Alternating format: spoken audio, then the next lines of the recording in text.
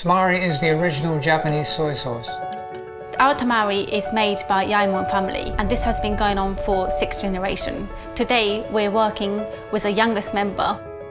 Their soya beans, once they're added with koji culture, they are fermented in wooden cedar kegs. At the beginning of the fermentation process, they'll do what they call kumikake, is to mix in the liquid.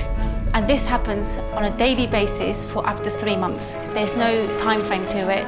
It's the brewing master will see the tamari, talk to tamari every day to understand where they're at. The same stone has been used for over 500 years to press down the soya beans for the fermentation period.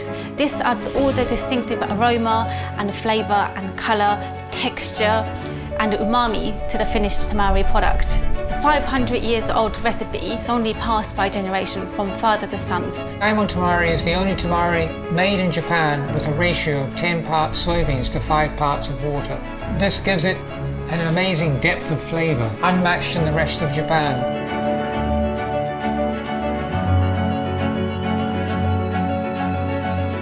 Perfect for marinating, stir fries, straight onto fresh vegetables. It's perfect for dipping sushi in.